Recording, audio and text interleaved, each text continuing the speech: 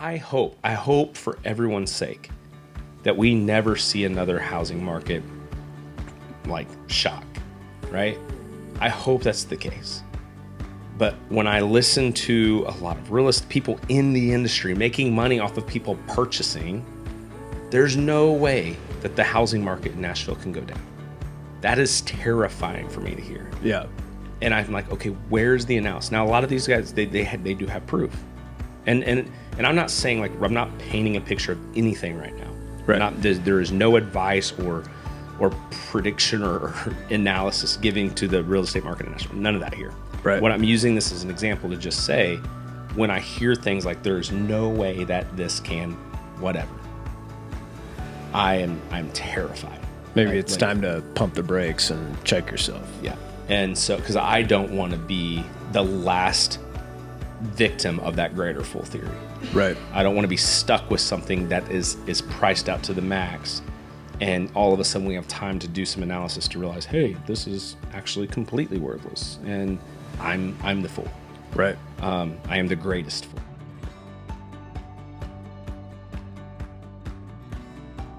The following message is from the Center for Personal Finance Disease Control about a particularly dangerous virus known as PID, or pretend investor disease.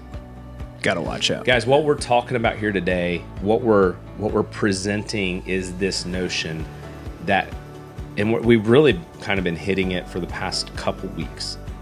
You have to understand that when it comes to our investments, hope is not an investment strategy. We cannot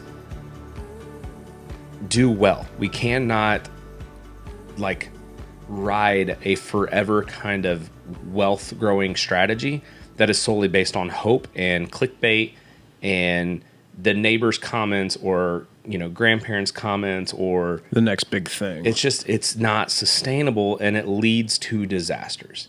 It leads to accidents. It leads to repetitive, destructive behavior. And we're inundated with this stuff. It's everywhere. It's all around us. The email's fun. If you're not getting my emails from the Sunday series, just reach out, shoot us an email, give us a phone call. You can find all that information on Harpeth Wealth Partners website.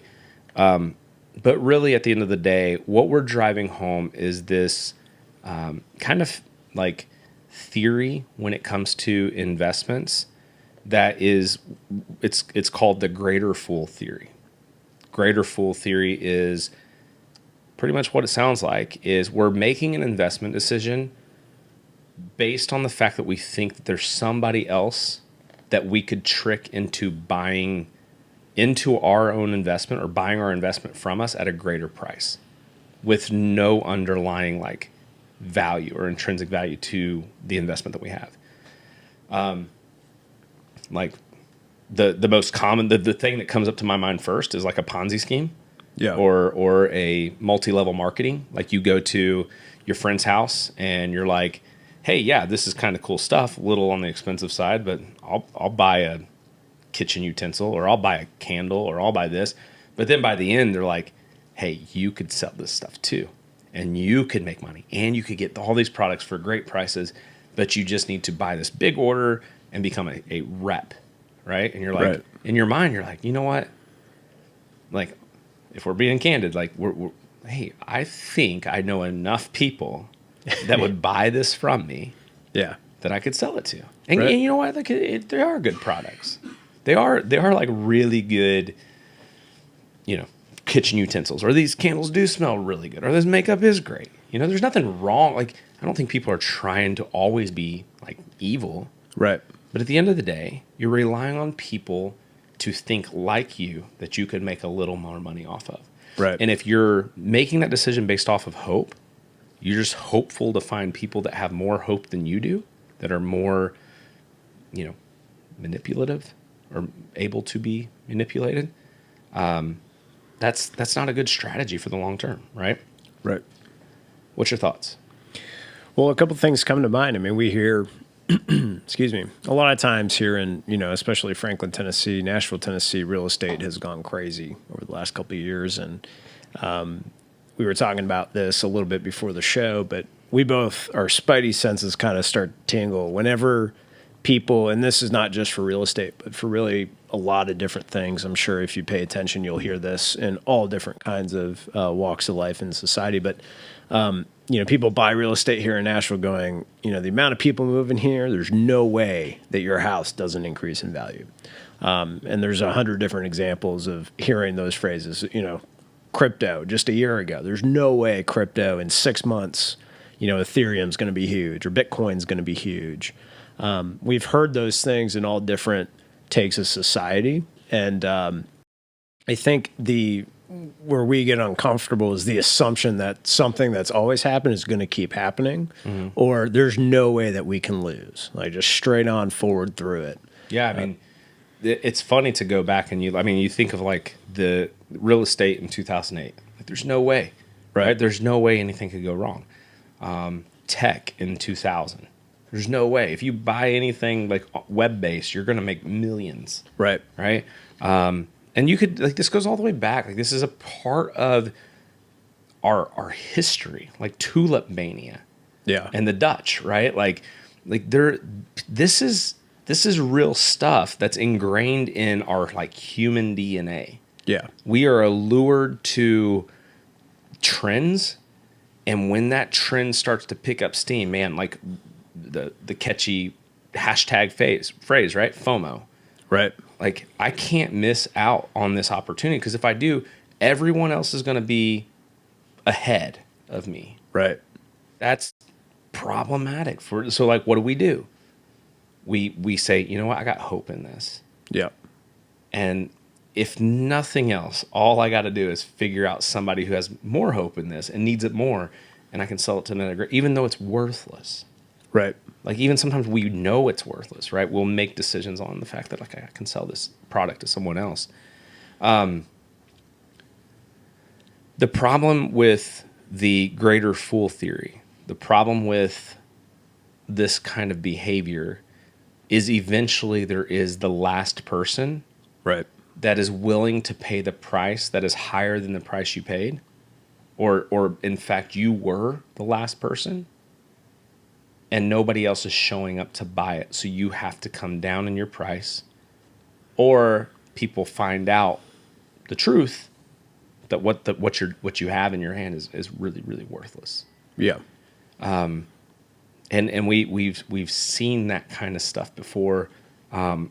So the problem in just purely relying on hope in your investment, hope is important to have. Yeah, absolutely. Like, hope is so important. Yeah. It enables us to like dream and aspire and push ourselves, and it's a mechanism to build growth from. Like, our growth is ingrained or usually rooted in some sort of hope for tomorrow, right? Right. Hope is good for like when it comes to finance, hope is really good for the financial planning. Yeah. It is not an investment thesis. Yeah, I think it's important to break down that distinction too, in that, I think we're talking about kind of two different types of hope here. And as financial advisors, we've talked about this in the past, we both have had clients that have come to us in a hopeless place. A lot of times they're overwhelmed. They don't know how money works, or they've heard a lot of noise and they don't know where to start. And we know a couple of things that, you need hope. I think we can all agree that's pretty much a necessity. But what we don't understand too is making incremental changes, setting a goal and getting to that momentum, and actually making progress is the most inspiring, hope-giving thing. It gives you the most motivation when you start seeing progress. Yeah. So that's different, right? If you take somebody from a hopeless place and you give them the information and you help them get to a spot where they can see the light at the end of the tunnel, and they can see how the plan that you have all worked on is starting to come together. That's something you absolutely need. That can move mountains. But in terms of, I hope that this goes up, I'm going to cross my fingers and I'm going to put all my money into this one thing because it's going to be the next big thing. Or in a more sadistic way, if I can get into this first before it pops And then once everybody else gets fooled into getting into this thing, then at the top, I'm going to sell and get out and make my money. Those are completely two different things. One, we highly recommend as a part of your financial plan, seeing those incremental changes, getting that momentum and that progress forward and motivation. But no one, crossing fingers and hoping that things turn out is never a fun thing to do. Yeah, and I think that simple differentiation is hope is good for financial planning. It's bad for investment philosophy. Yeah. And like not just that, but if somebody like you can tell if you're being sold a investment idea based on hope, sometimes because they'll stray away from facts. And here's the missing piece in hope. Like you come to me and I'm like, hey, this is the right move. I have an investment. It's going to change your life. Yeah. Playing on emotions. Yeah. Right. Everybody's going to be in on this. It's going to change how we fundamentally think about blah, blah, blah, blah, blah, whatever they're saying. Right. Playing with your emotions. If you step back and just say, okay, does this fit my risk tolerance? Do I have the right time horizon to let this investment play out? Does it fit and measure alongside, like, does it support my goals? Does it actually help me get closer to getting to where I want? And is this like from a place of values? Like, do the values of this transaction or this investment or this company or whatever the case may be, does it align with my own personal values? Like, if it can pass all those tests, then I would argue that you're relying less on hope and you're relying more on analysis. Yeah. But if all of a sudden I'm not doing that, or if it's not checking all those boxes, I'm like, man, like this sounds good, but it really doesn't really support my goals, or like I'm not really sure about how this works, so I can't really say that it's values based or whatever the case may be. At the end of that, if I'm like, you know what though, like this person says it works, and they're compelling, right? If it's more of an emotional decision, we have to be worried that we're making a decision based on hope, Right. and that's just not where we want to be when we make investment decisions. Yeah. Yeah, I agree. I was, you made me think of when I first moved to Nashville and I first started out in this industry. There was an opportunity to buy, a house, a real estate, investment, if you will, that came to me. And I just wasn't quite there financially yet from a personal perspective. And I felt that rush of, I know that this thing's going to go up. Mm-hmm. Like, I know it. Everyone's moving to Nashville. It's got to go up. And unfortunately, that was true. It went way up. But I think what's also interesting is I looked at my financial situation. I made the best call that I could at the time and said, you are not ready to take this on yet. Yeah. Based on your income and everything that we nerd out about. Mm-hmm. I decided, you know what, this just isn't the right time for me to buy this. And I knew I had made the right decision because right after that day, about a month and a half went by and I hadn't even thought about it. And, we talk about peace and we talk about, again, momentum building and being, I think, some confidence comes from knowing that you're doing the right things and focusing on the right things. When you're not taking a lot of chance or relying on hope, that can produce a lot of confidence. Even if you do miss out on that opportunity, which is, I think, what we're kind of trying to get at is we see opportunity and the hope is that we can take advantage of that. But I think a lot of times if you take that step back and you really analyze what you're doing, are you making that out of, fear or hope? Yeah. It can give you a lot of confidence in the future of, okay, this may not have been a great investment decision because that property did go up, but I knew for me it was the right decision at the right time. Yeah, I think the hard part is there's so many psychological biases and behaviors that we have to consider that affect our rational decision-making ability. I think that can be one of our greatest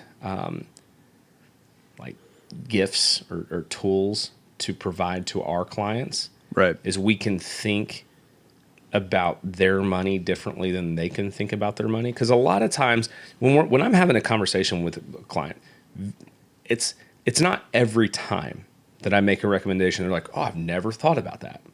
Like most of the time they're like, yeah, I was kind of thinking the same thing. Yeah. Right. But I was stuck between this one, and this one, and this one's the one that's like, you can tell it's like emotion, rationale, right? Right. Like, and it's like, I just needed to like be the sounding board to drive them towards the rational decision, because we are human beings are just emotional people. Yeah. And so it's really hard. And like one of the biases, and I forget the name of the behavior, but it's like some sort of selective bias that if we want something, if we want an outcome, a lot of times we can be selective about the information. And it's confirmation bias. There you go. And so like that confirmation bias, right? Like we can really find the facts. So I can have somebody come to me and be like, Brandon, like I did my due diligence. I did my research. Like this is not emotional, right? This is not the greater fool theory. This is not like whatever. Right. This is not FOMO. This is real analysis. It's like, yeah, but look at all these facts. Right. You know, why are we ignoring all these things too? So I think, and hear me out, like this podcast, like this show is not about necessarily getting you to always listen or like leading you into you have to work with a financial planner. Right. It really is about a free education for you guys. Right. And we apologize for the sirens in the background. What sirens? Who knows? All right. But if you can deal with that. One of the things that we are doing is we're giving away this education. And inside of doing that, there are many, many ways that you can kind of create this ability to like work with somebody, to have that like critical thinker in your life. So whether it's paying a professional or whether it's just having a friend or a relative that you trust to say, hey, here is my situation. Right. Can you help me be accountable to making a rational decision? And if you don't have somebody in your life like that and you do need some help, find that, because it's super important. I mean, we do that. Like I have that in the gym. Like I have a person that I try to work out with as much as possible, because on days when I don't want to go, that person will hold me accountable to getting to the gym. Right. Yeah. It's huge. And even when with my own finances, like I rely on people. Like I'll tell them my goals. I'll tell them what I'm working on. I'll tell them my thoughts about an investment. And I'll say, hey, can you play devil's advocate for me? Right. So even as a financial professional, I still have people that help me in making big financial decisions because I can get emotional about it. Yeah, absolutely. Cool. Just understand that it can be alluring. Typically these like quick, investment vehicles, you'll see them on, the social media, you scroll in and all of a sudden, hey, 10x your income in 10 days or, live off of your passive income in the next year. Or, become a millionaire with no money. Right. Like all these things are probably something like they're probably feeding into this greater fool theory that there's some money that has to go somewhere that is otherwise worthless, and then you need to convince people to come along with you. Be really, really aware that that's typically the play. And whether it's a Ponzi scheme or multi-level marketing or, a bubble like .com, whatever the case may be. So for me, Bill, you alluded to this, like if I start to see like hockey stick kind of like ticks in charts of just investments jumping in value, and all of a sudden I start seeing a lot of like information share about this, like it's becoming a trendy conversation to have, and then on top of that I start hearing the words like there is no way that this can go wrong. Yeah, it's I mean my hairs are standing up on the back of my neck. I'm wanting to like scream, where's the analysis? Yeah. And I hear it from people, and sometimes maybe they're right. Like I hope for everyone's sake that we never see another housing market like shock, right? I hope that's the case. But when I listen to a lot of real estate people in the industry making money off of people purchasing, there's no way that the housing market in Nashville can go down. That is terrifying for me to hear. Yeah. And I'm like, okay, where's the analysis? Now, a lot of these guys, they do have proof. And I'm not saying, like, I'm not painting a picture of anything right now. Right. There is no advice or prediction or analysis giving to the real estate market in Nashville. None of that here. Right. What I'm using this as an example to just say, when I hear things like there's no way that this can whatever, I'm terrified. Maybe Right? it's Like, time to pump the brakes and check yourself. yeah. And so, because I don't want to be the last victim of that greater fool theory.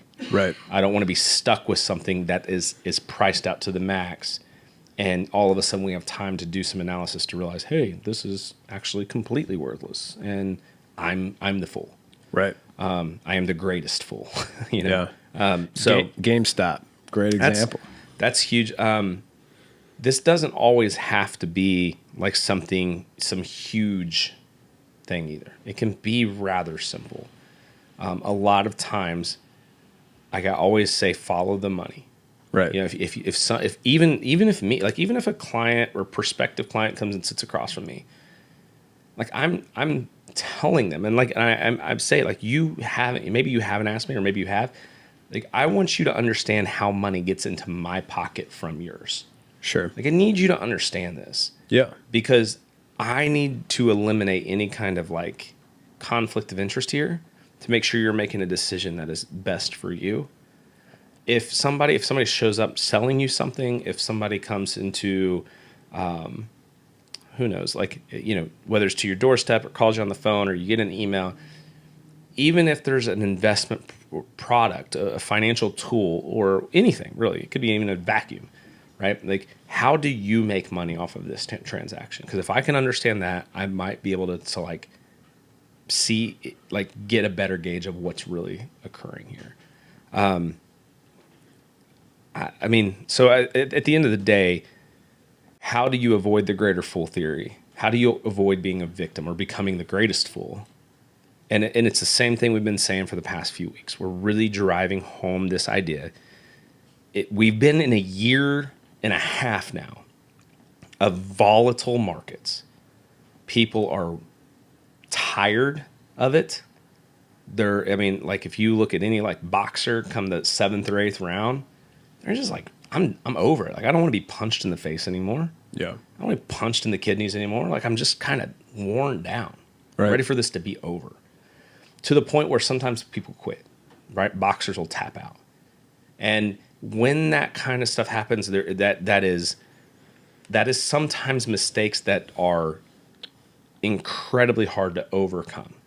Because a lot of times we're making, especially if we're later in life and we're like, you know, I hear story after story.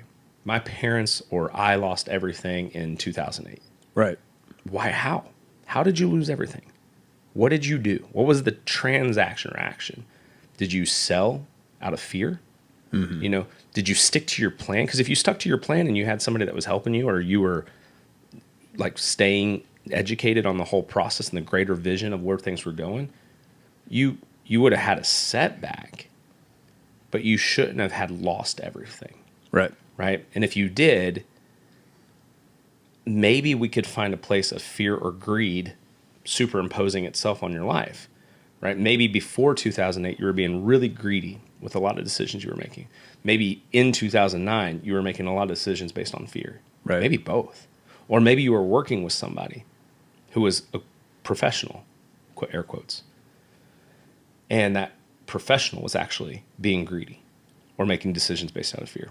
So we have to be so careful about all of that and understand that, like, at the end of the day, to avoid being the greatest fool, we make investment decisions based on our comforts with risk, our time horizon, our goals, our values, and how it all comes together in an ecosystem to support us getting to where we want to be as quickly as we need to get there.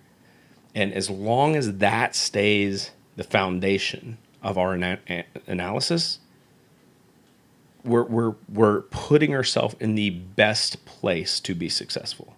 Even with that, you don't guarantee success. Nobody has a crystal ball. Nobody can predict tomorrow. Right. But if I'm making honest decisions if I'm making honest assessments about my goals and asking like through a risk analysis, through time horizon analysis, and through like goals-based investing, am I staying diversified? Am I doing all the right things? And do I have that person in my corner that when inevitably, as human beings, emotion creeps in, I can rely on to keep me from making emotional mistakes? That's how that's how we stay away from becoming a victim of things like the greater fool theory or FOMO or confirmation biases, things like that. Yeah. Yeah. Thoughts? Just if you have any other questions about this, please leave us a comment. Send in your questions to the email because we'd love to start some Q&A stuff and really address maybe some more specific things. And if you have any comments on the greater fool theory, we'd love to hear them. Yeah. That's all I got, guys. I hope you guys have a good week, and we'll see you soon. Take care. We hope you learned something valuable today. We appreciate you including us in your journey towards financial betterment. It is important to us that you know this is for educational purposes only and not to be considered specific advice for any individual listener. If something we discussed is relevant to you and you have questions about how it might be uniquely applicable to you, please discuss that with a financial professional, or, of course, we are happy to have further conversations with you about your specific questions, needs, or circumstances. We welcome you to reach out to us via our website, harpethwealthpartners.com, or by emailing Brandon at bmc@harpethwealthpartners.com. Securities are offered through LPL Financial, member FINRA SIPC. Investment advice is offered through Private Advisor Group, a registered investment advisor. Private Advisor Group and Harpeth Wealth Partners are separate entities from LPL Financial. The opinions voiced in this material are for general information only and are not to be intended to provide specific advice or recommendations for any individual. To determine which strategies or investments may be suitable for you, consult appropriate qualified professionals prior to making a decision. Investing includes risk, including fluctuating prices and loss of principal. No strategy assures success or protects against loss. All performance referenced is historical and is no guarantee of future results. All indices are unmanaged and may not be invested into directly. Hypothetical examples presented are not representative of any specific investments. Your results may vary. We want to thank you for your time, and we look forward to having you back next week.